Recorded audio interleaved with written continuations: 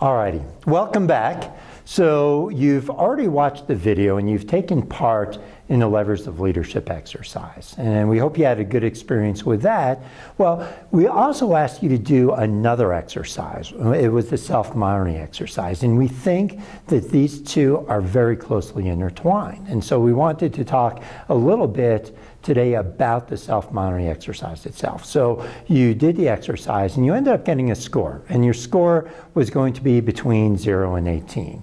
And research literature suggests that if you scored between a 0 and 9 on this exercise, you are what's considered to be a low self-monitor. And a low self-monitor basically asks the question, when they go into any situation, they ask, how can I be me in this particular situation, right? They feel that there's an identity that they need to hang on to, and wherever they go, they're going to hold on to that identity. So, if you were 0 to 9, in all likelihood, what I had just said kind of resonates with you. Now, if you scored between a 10 and 18 on this exercise, you're considered to be a high self-monitor. And a high self-monitor, according to the literature, asks two questions whenever they go into a situation. The first question they ask is, who does this situation want me to be?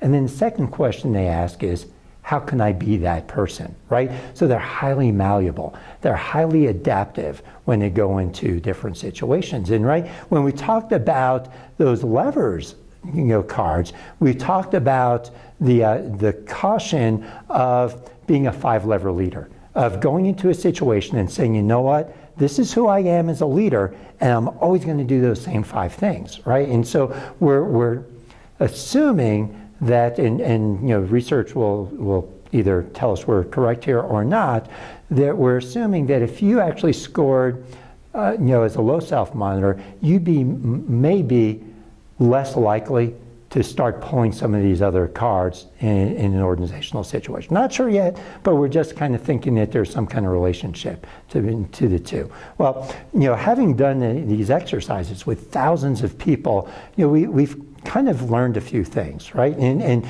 we actually had one opportunity in one particular environment where we had a person that actually scored a 0 on this exercise, an ultra low self-monitor. And it was so surprising to us because no one's ever scored a 0. We actually gave the test to this person several months later, and guess what? They scored a 0 again. And they said, it wasn't even close. You can give it to me 100 times.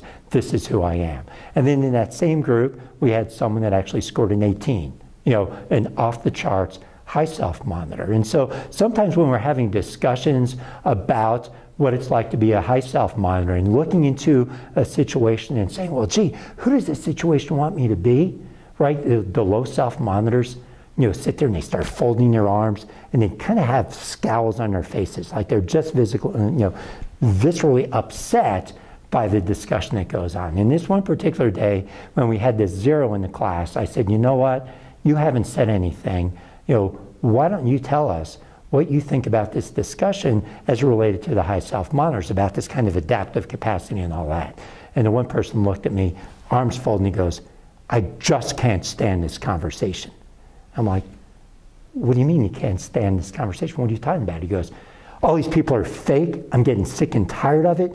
People are who they are, and that's who they ought to be. It's case closed. And I said, so are you the same in every scenario? Right? Are you the same in class as you are with your friends in the dorms? Absolutely. And there's a few people in the class that were actually this guy's friends. He goes, yeah, what you see is what you get.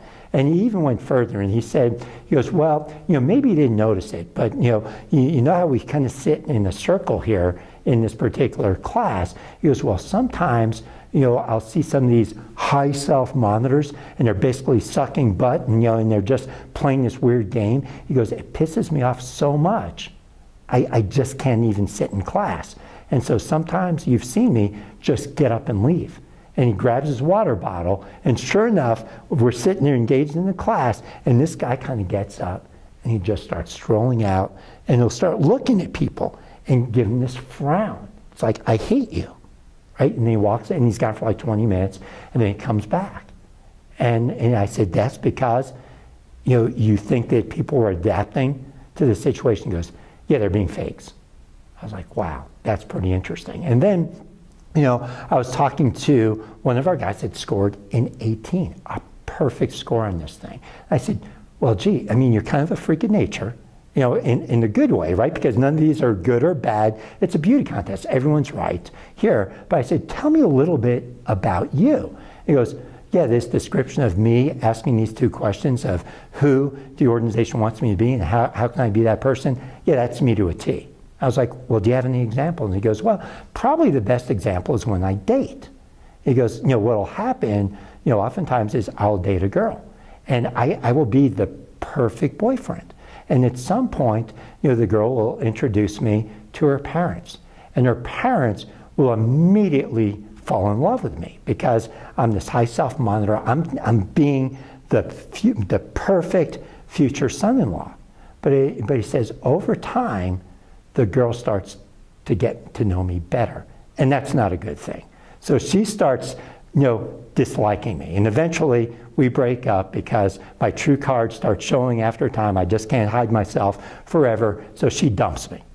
And the crazy thing is the parents keep calling, right? Time and time again, because I hadn't been my true self with them. So, that was like this extreme example of high self-monitoring. And I guess, we have to ask ourselves is what level is right for us? And are we doing it for the good of the organization? Or again, are we doing it selfishly just for the good of ourselves? And I think that is a critical question.